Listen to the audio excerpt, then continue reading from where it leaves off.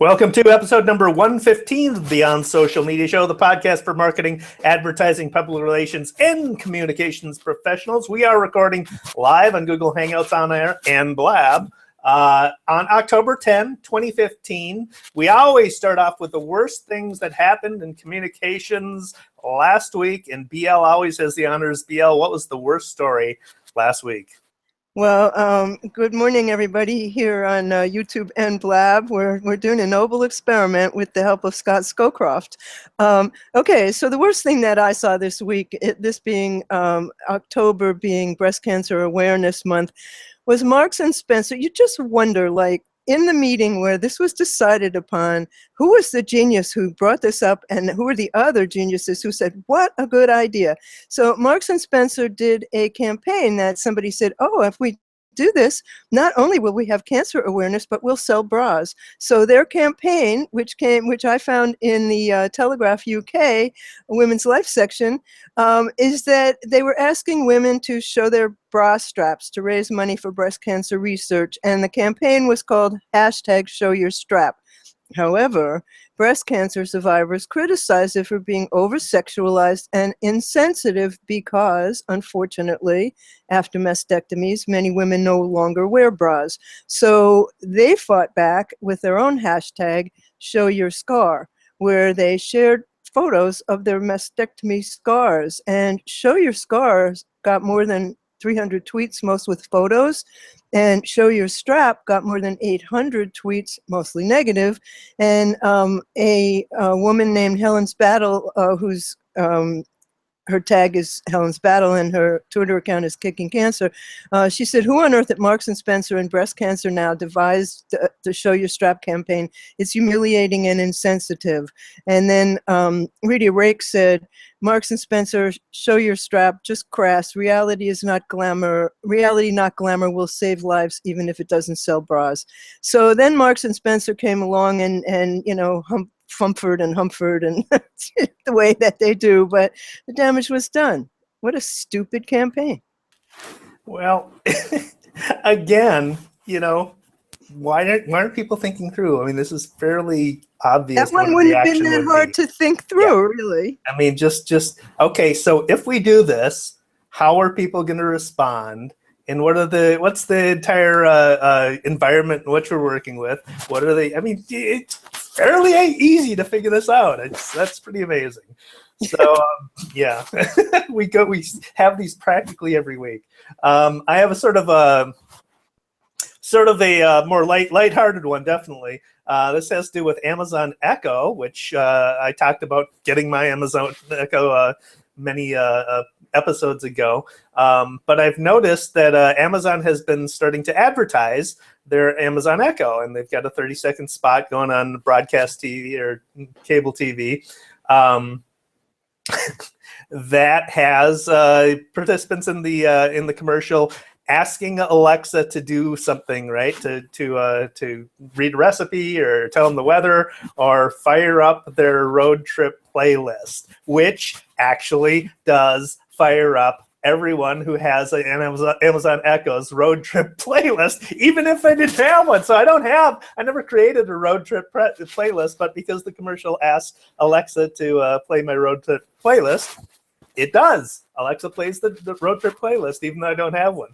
Is Alexa gonna? Yeah, there we go. Alexa, stop. It does it both on broadcast television and from YouTube. So I look for the YouTube commercial and played it, and does it the same thing. You'll remember that in episode 54 we talked about Aaron Paul's Xbox commercial where he asked Xbox Live to do something that fired up people's Xbox One. So same thing. Pretty obvious that this might happen. They might have sort of thought about that. It's quite hilarious. That really is. So this is actually a piece of technology that you like? Yes, I love my Amazon Echo.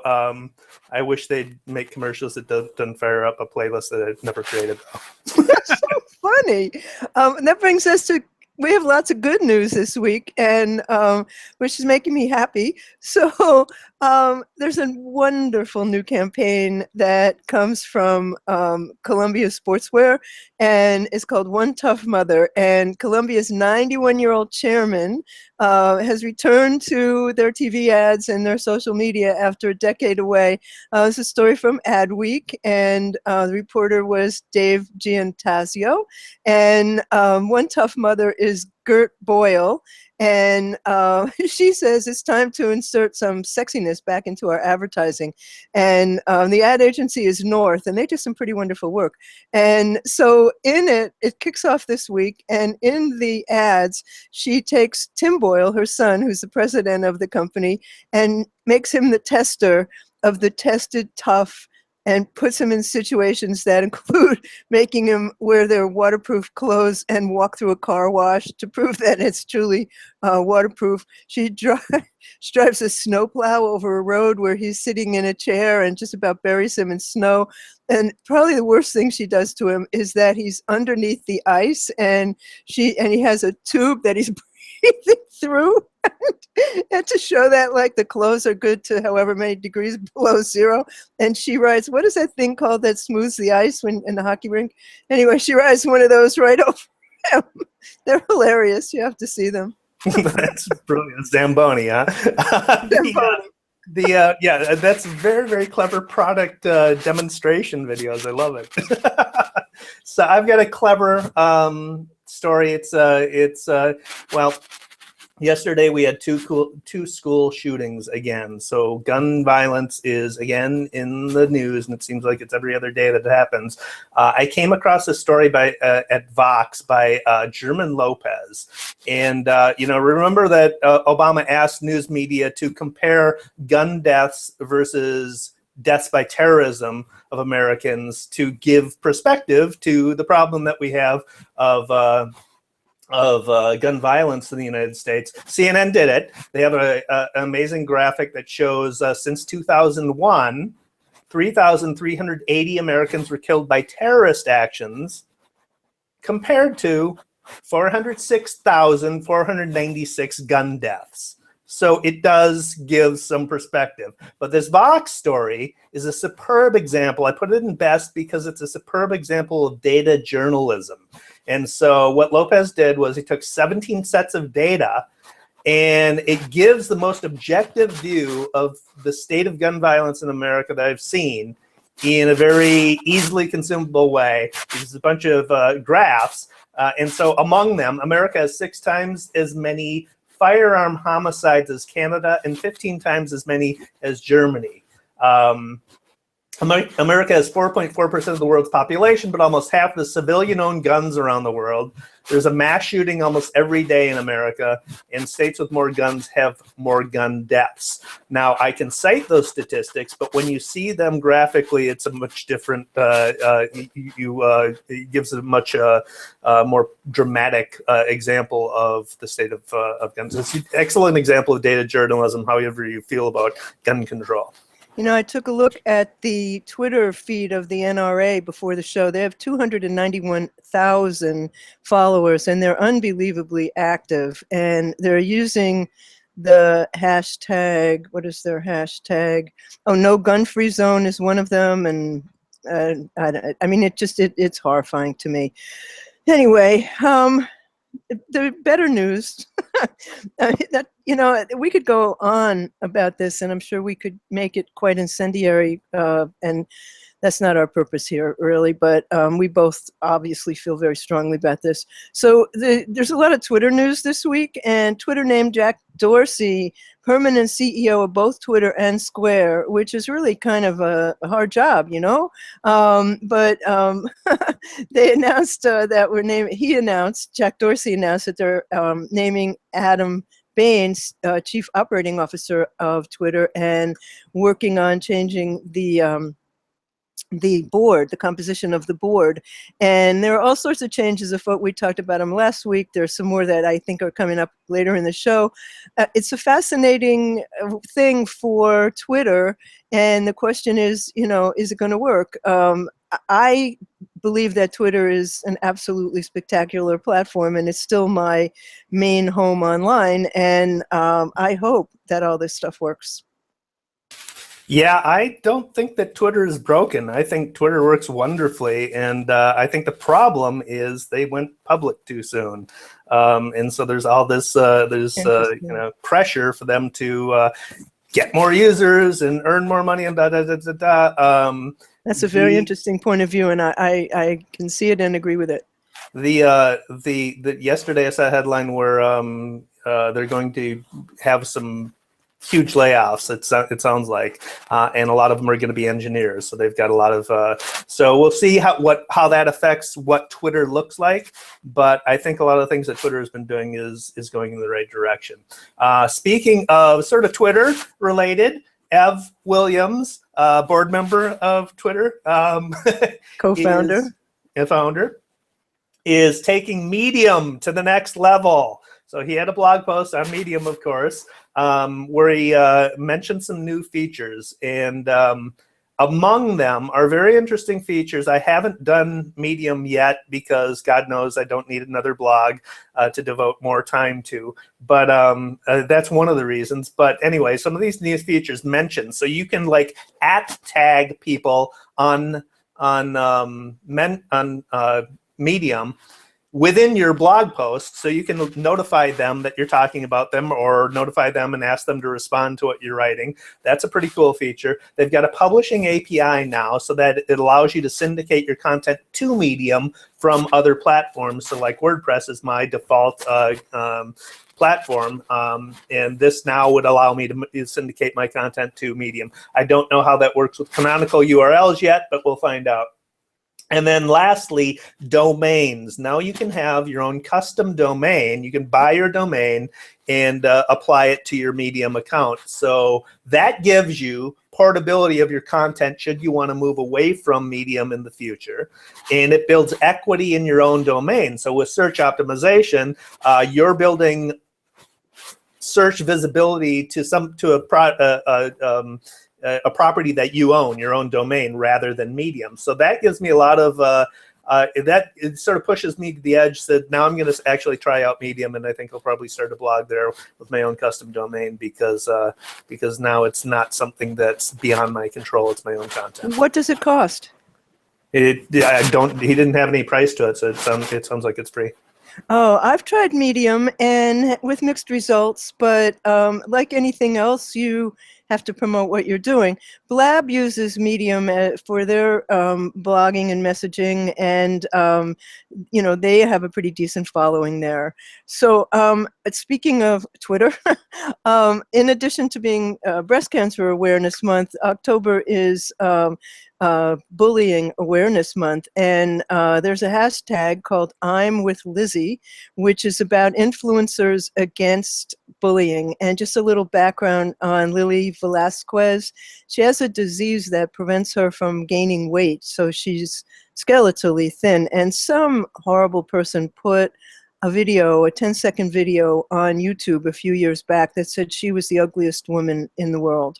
And of course she saw it. And she has done this completely inspiring TED Talk called I Choose to Be Happy, which we'll include in the show notes.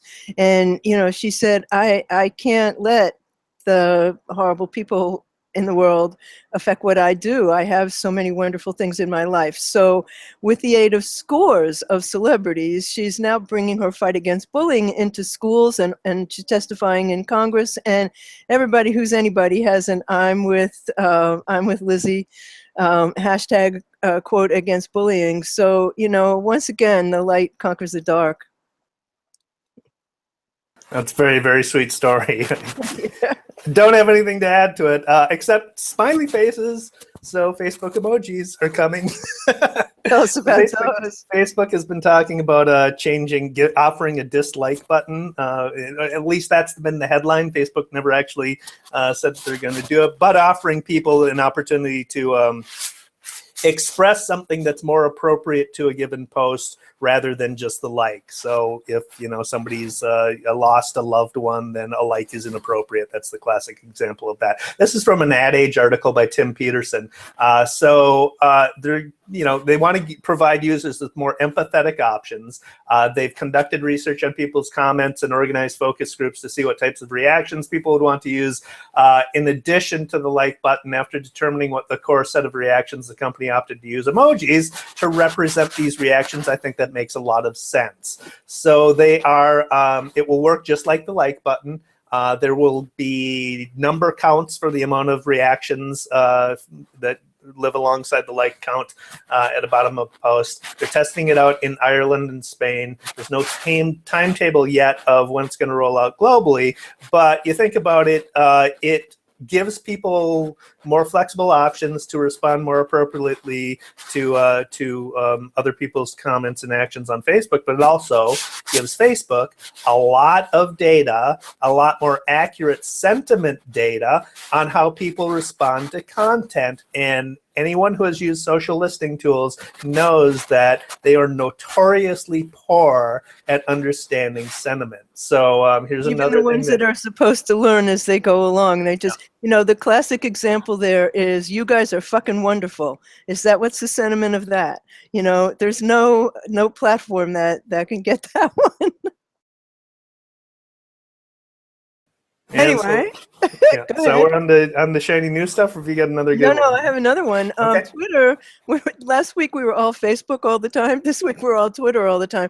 Twitter's added a fascinating new tab. It's rolling out in the US. It'll go, I'm sure, to other countries soon. It's called Moments, and you see it as a little lightning bolt. And Moments at the moment are collections of tweets that are curated by Twitter staff.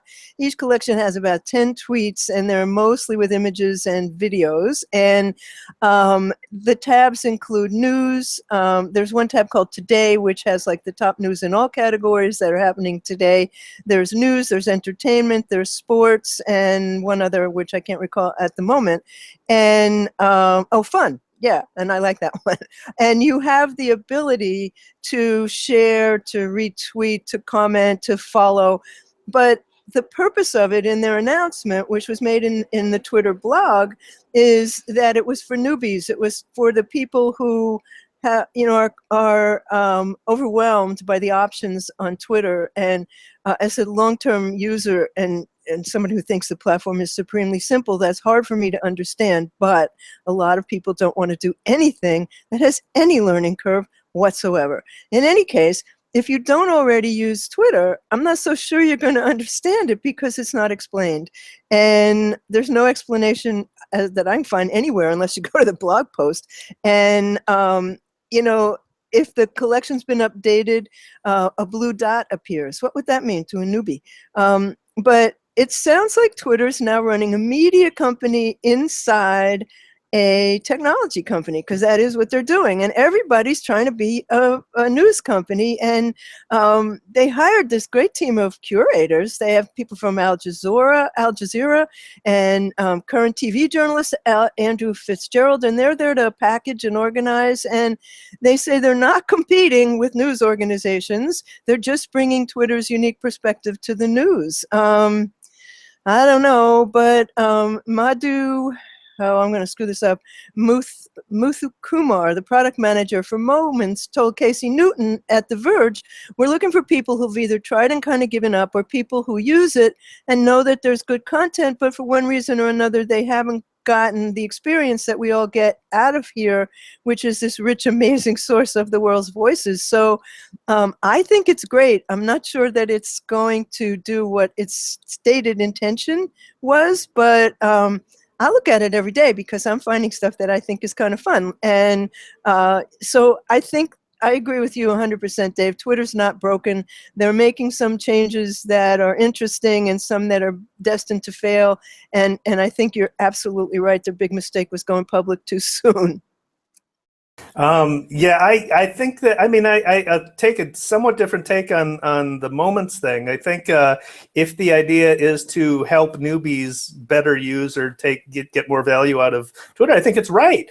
You think about Twitter's hard to explain. I think I always tell people Twitter's more interesting in the particular than in the aggregate than the particular. Over time, when you follow people, you tend to learn more about them. But if you start following a lot of people, most people's thing is to go to the homepage like they do with Facebook, and you get overwhelmed with all this stream of things. They feel like they need to keep up with the stream, and that's not how it works because there's too much information. So if they're packaging the news stories of the day into a handful of tweets that are easy to follow, that makes it easier for newbies to understand and get value out of it, I think. But also, it is competing with news organizations. They're not creating news, but they're curating news, and it's my Flipboard, it's the Apple News app, pulling today's news in an easy way to find out about it. I did notice that a lot of the tweets in these moments are from verified accounts. So if you want to get into those moments, you probably need a verified account because most of them are verified. You can also embed the moments. So I think they're trying to make it easy for people to talk about news stories and use Twitter content while they're doing so. So it'll be interesting to see how this rolls out. It will. You know, normally when I'm on Hangouts, there is police sirens. Today it's somebody's car alarm. Hopefully it'll go off soon. Well, I just think that I agree that it may be helpful, but I'm not sure that it's going to help people learn how to retweet or how to follow it. I don't think it's abundantly clear unless you're already using the platform, but it does have some really cool stuff. And they have also mentioned that there will be promoted moments. So clearly it's also going to be an advertising vehicle, which is, you know, that's really interesting. So speaking of brilliance, Google nonprofit has an impact challenge that they do every year in the Bay Area, and people are asked to vote for the nonprofits that they should fund. And this one came to me through E.B. Moss, who's Moss Appeal on Twitter, and so the nonprofits have some great ideas. So, and Google has a pretty cutting edge way of finding out who should win. With the agency 72 and Sunny, who does some very cool work,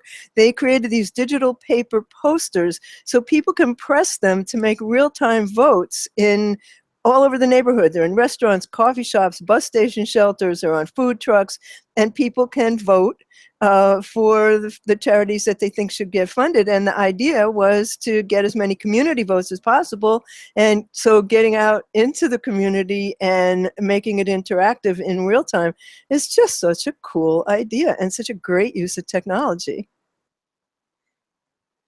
You got to unmute. We can't hear you. It just said very cool. So that, I think, brings us to shiny new objects, of which we both have several, right? Now give us one of yours, Dave. All right, I'll start. Campbell soup recipes from Alexa. So building off of my other Alexa story, here's a positive one. Campbell soup is apparently the first brand to Alexa, shut up. Every time you mention her name, she asks you what you want? Yeah. So this is from an Ad Age article by Jessica Wall, and Campbell's is apparently the first consumer brand to launch, or brand at all, to launch something using Amazon Echo. I'm going to have to say Amazon Echo. They've got a Campbell's Kitchen app, or skill as Echo functions are known, that's ready to launch. Campbell is one of the first consumer food brands on Echo. It offers 5 recipes based on the user's profile and other data. It'll factor in the weather and details such as food trends and what's trending on its website, and make recommendations to the user for what to eat and recipes for it. User will tell Amazon Echo which recipe it wants, and it'll send it directly to the user via email or whatever preference the person has selected. You can find that at campbellsecho.com. So interesting. I love that idea. Boy, Siri, you just better get smart. You know, Siri sometimes wakes me up in the middle of the night going, I didn't quite get that, BL. And I said, whoa, why is she talking to me? You have no idea why Siri's talking to you half the time. Although she has gotten much better in the new iPhone, I will say. A whole lot better, but she's still...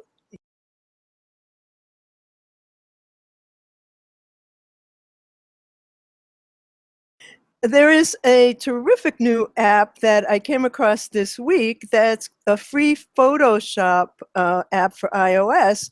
And one of the things about Photoshop, it's called Photoshop Fix. And Photoshop is a really complicated, I think Twitter's complicated, Photoshop's a really complicated platform to learn. So this app has just the things you really need to really enhance your photographs. It's got retouch and restore using tools, and so it lets you get like the structure and the look that you want. You can liquefy, heal and patch, smooth, lighten and darken. You can, I don't know if you can bring out the layers. I imagine you can. I haven't had enough chance to play with it, but you know, you're able to do a lot of the things that would take you a very long time to figure out in the complete Photoshop, and it's free.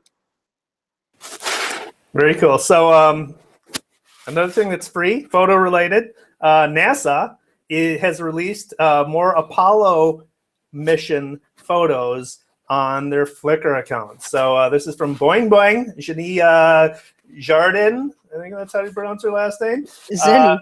Zenny, yeah. So article from Boing Boing, Apollo mission photos. Many are iconic images that you have seen before that you'll recognize in high resolution on their Flickr account, and they're in the public domain.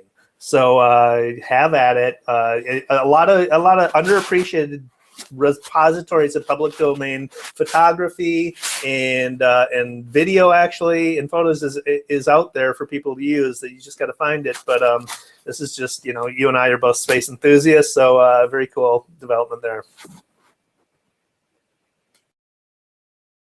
Muted. I can't wait to go use those. I mean, yeah, we are big space enthusiasts around here. So I came upon a platform that I think is going to give Blab a run for the money, and it is called YouNow. And YouNow has 100 million user sessions a month. And you know, one of the things Blab doesn't do is give out its user information. But Addy Seidman, who's the CEO and founder of YouNow, was at a conference yesterday. I spoke with him, and they have more than 35,000 hours of live video every day.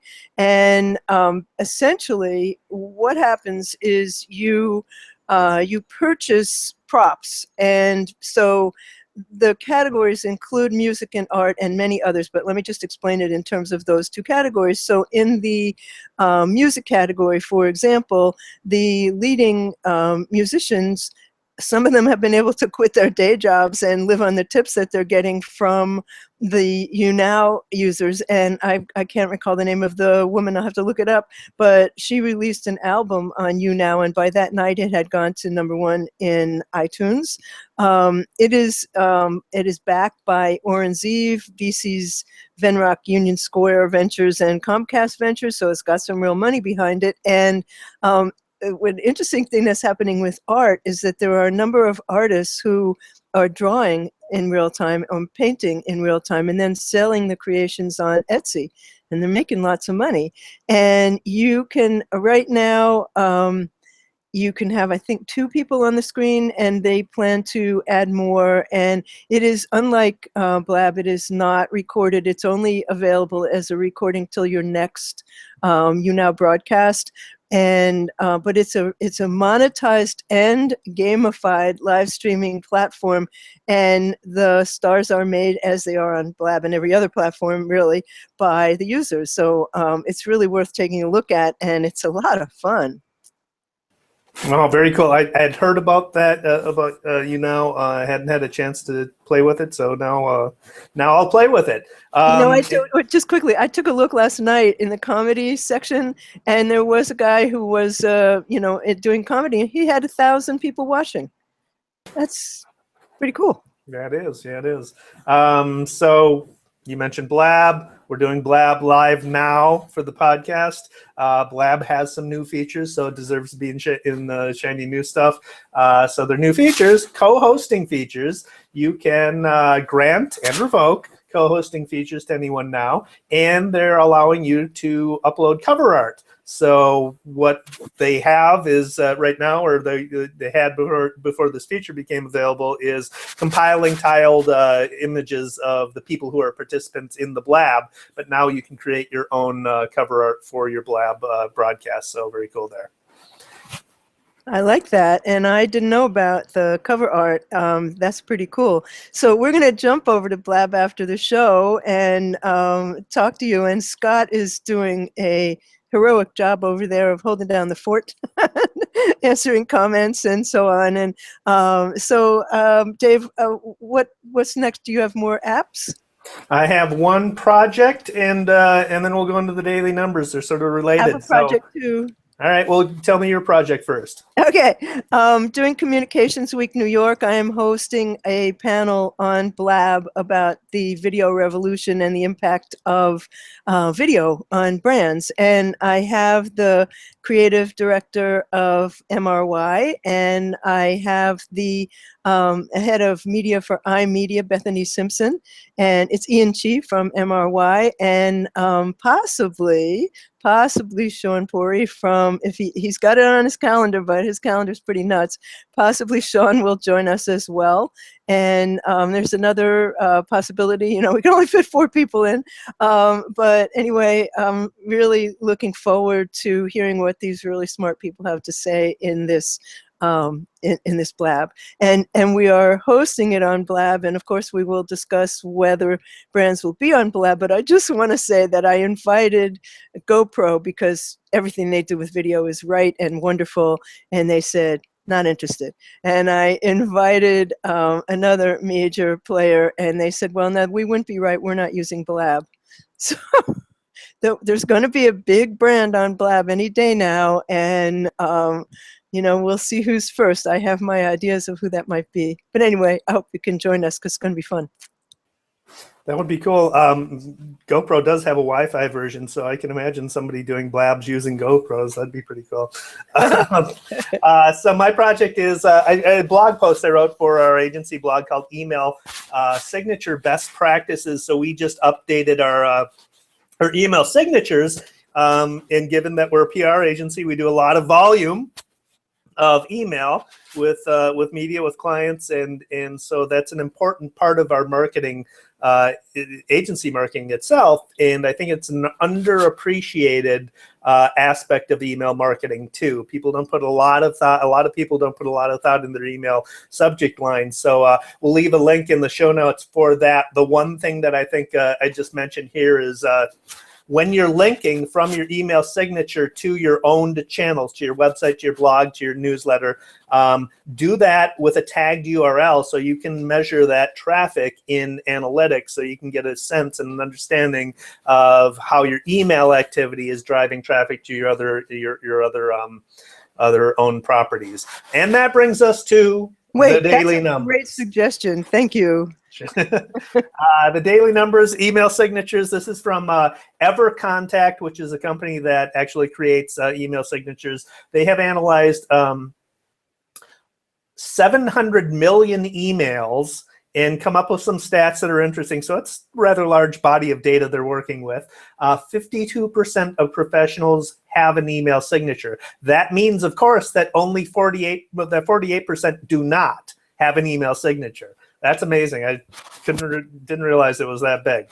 Only 2.2% include LinkedIn in their email signature. I don't get that, except that perhaps companies don't have a policy of not allowing you to have your own LinkedIn link, right? So maybe the company link should be included, the LinkedIn profile. And then only 2%, Twitter is the most popular social network in email signatures, but that's only 7.2% that include it. So even that, yeah.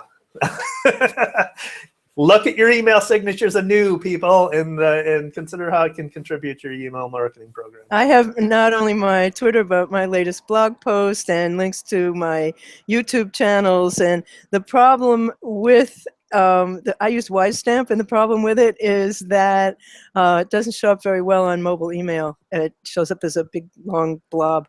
They have to fix that. Anyway, that brings us to the end of the show, and Dave will take us out, as he always does, and then we will jump into Blab for a post-show Blab decompression. Thank you for watching episode 115 of the Beyond Social Media Show. We have links to everything that we talked about on the blog post later this weekend at beyondsocialmediashow.com/115. Let us know what you think about the show. Give us a review. You can find places to review us on beyondsocialmediashow.com/love. You can find me, David Erickson, on Twitter at @DErickson. My blog is e-strategyblog.com. I also blog at our agency blog at creativepr.com/blog. You can find BL at What's Next on Twitter. Her blog is what'snextblog.com. She is the grand poobah of Maximum Dash Plus, where you can hire her for all things video marketing. She writes for Ad Age. You can find the show at beyondsocialmediashow.com. We're on Twitter at BS Media Show. Subscribe to our email newsletter. Every week you'll get notification of the podcast and exclusive content that you won't get from the show. So subscribe now, beyondsocialmediashow.com/newsletter. Until next week, thanks for watching.